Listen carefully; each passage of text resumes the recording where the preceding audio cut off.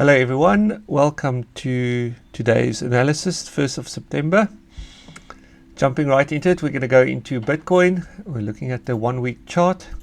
As you can see, we are still on a green 7, which is the momentum is still upwards. Seven weeks of upward movement. You can see that the price is starting to roll over a little bit. That in the resistance zone that we've identified last time.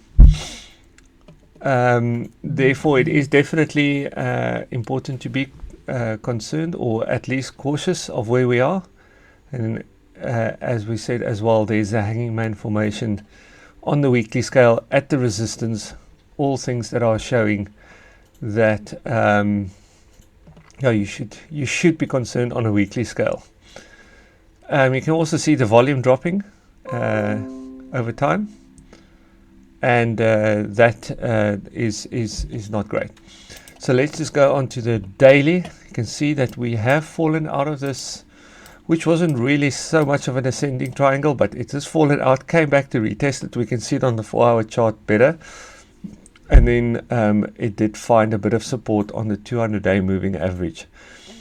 So that's also not looking fantastic. It's now currently on a red 2, so just be careful on that. If you look on the 4-hour time frame, things become a little bit clearer.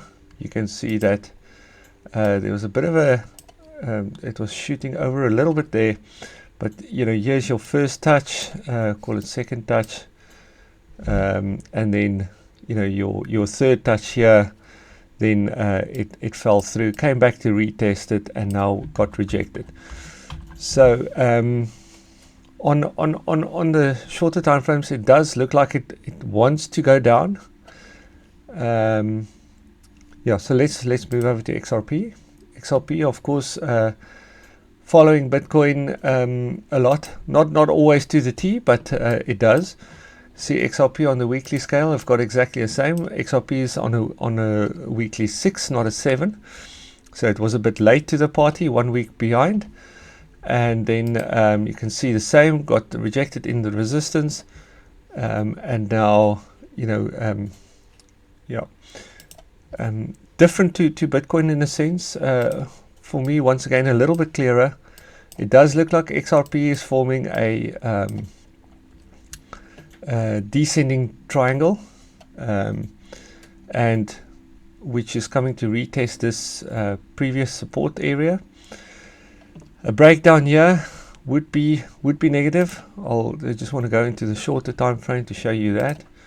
Looking at the 4-hour chart, you can see that on the previous analysis, I can't remember exactly where we were, but we came back to retest this zone. And now we've got 3 touches at the top and 2 touches at the bottom. A touch back down here at the bottom could potentially break this area, and then sort of the target would be down here, 80 US cents. For me, that would be in a bullish environment, that would be a great time to do more accumulation. If for example we do get to break out of this area, maybe a rejection there, and then a retest of this trend line, and then up, that would be fantastic. Currently I'm still 50-50 in my position, waiting for either confirmation of a break up or a break down to reduce or to add to my position. I think just to note back, the S&P is still just absolutely hammering. It just keeps on going.